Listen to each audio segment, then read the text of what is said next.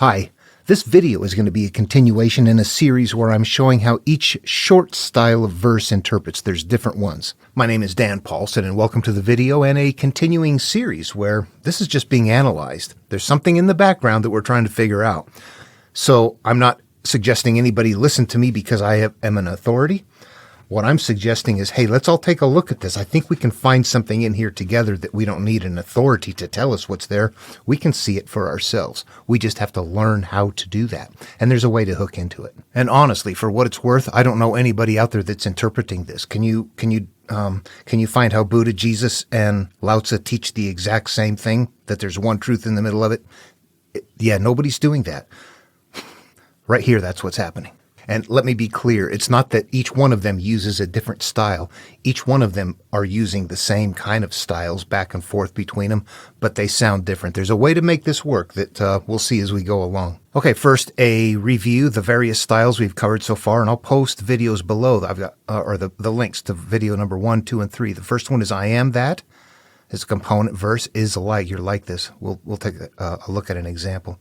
There's a rare call and isolate style, and there's a nebulous, which is common in Taoism.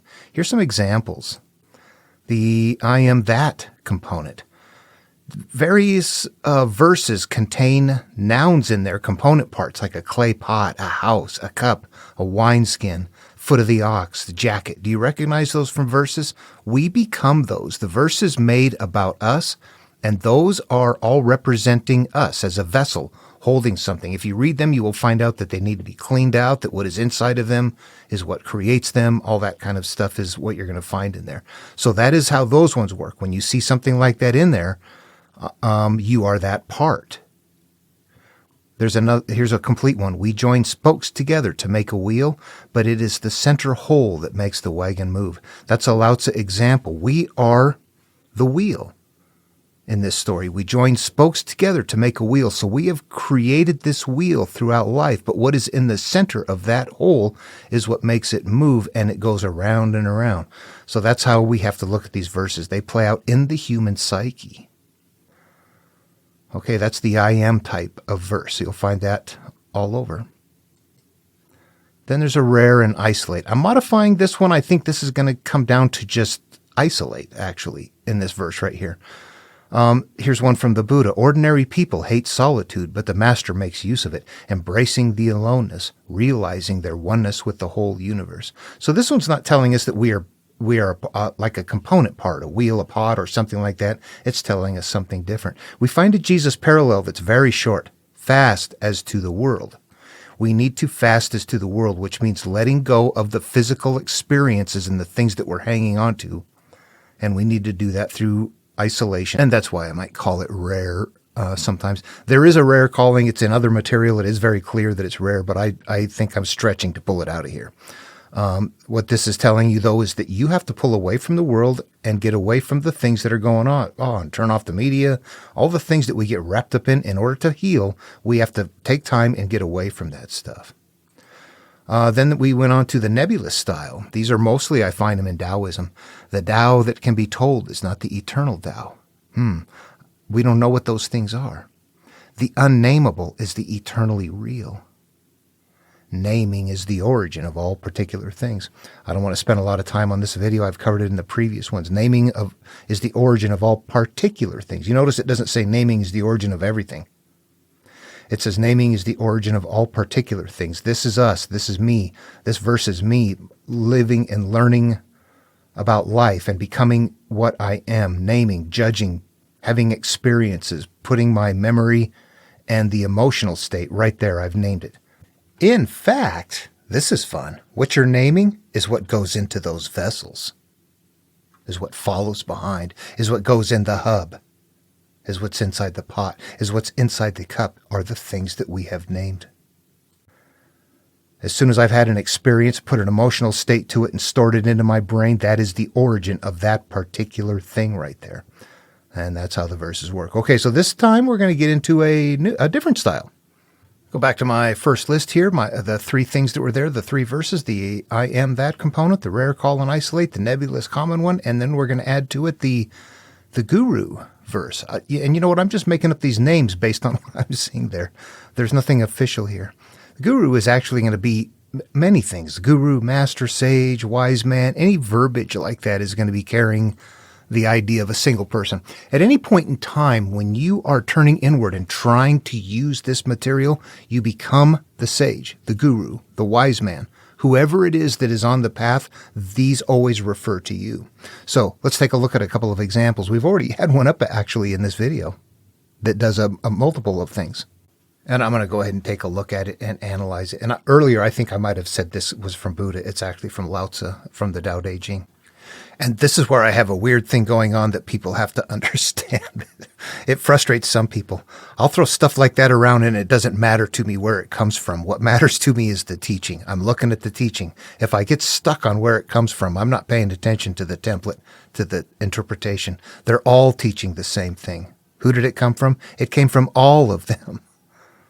Ordinary people hate solitude, but the master makes use of it, embracing the aloneness, realizing their oneness with the whole universe. So we used that earlier as one trying to, it's teaching that we need to isolate, that we need to get away, but it also says ordinary people hate it, so it sounds like maybe not many people, you're the master, you're going to do it, embracing the aloneness, yeah, at any rate. Okay, so you see there's a couple of things going in here, possibly, if you analyze it completely.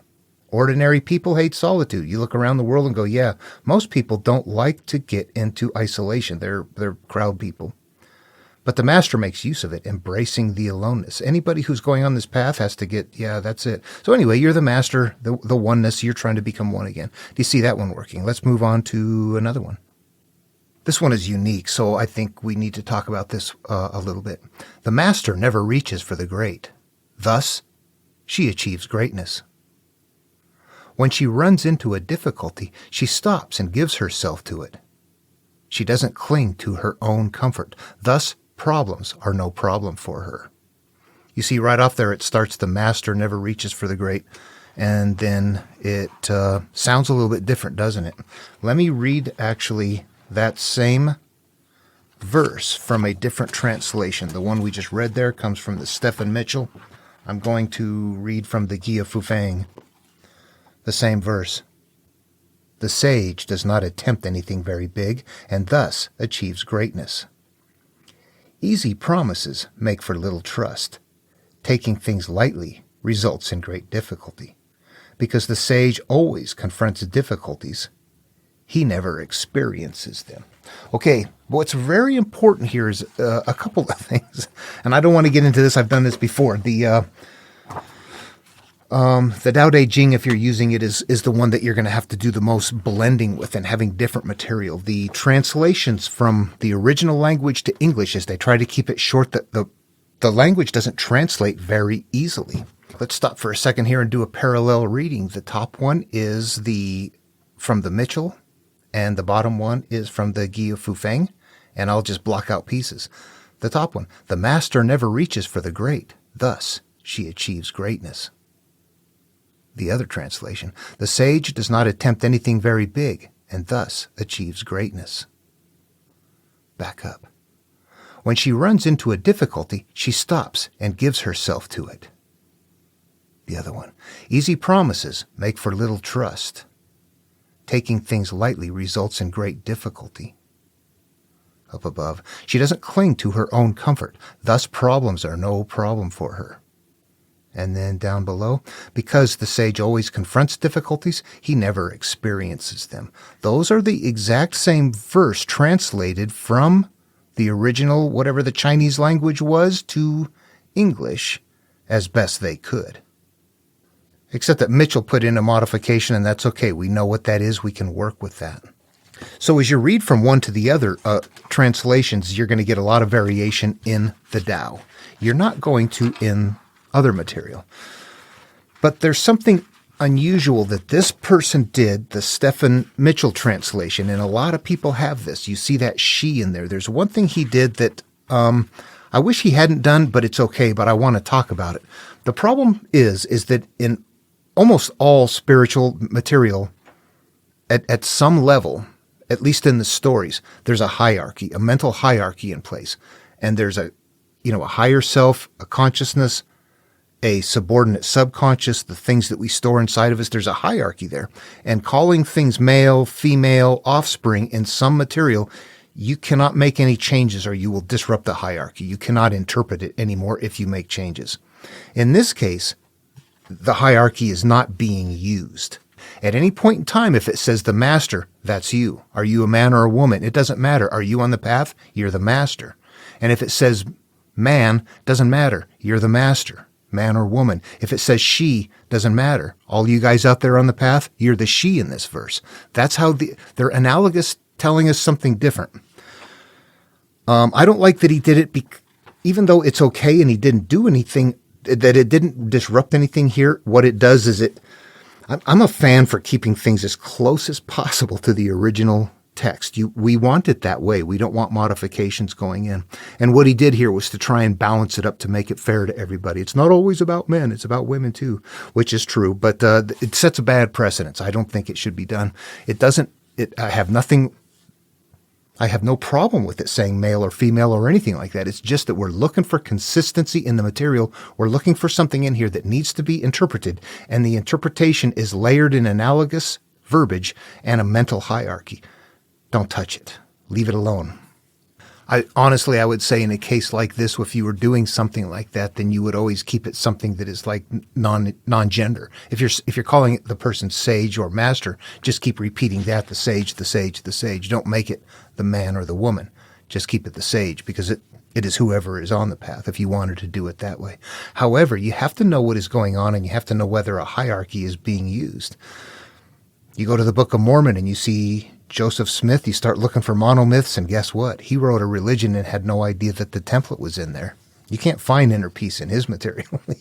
That's just a blocked out religion right there, looking outward forever, and a lifestyle.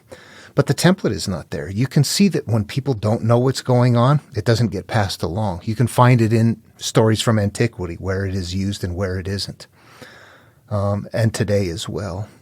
So, I would say then don't even modify it, because it's just too risky. You don't know what's in there. Leave it the way it is and let people downstream analyze it, knowing that it isn't about the physical world. And if it is, those are the people that can't interpret it.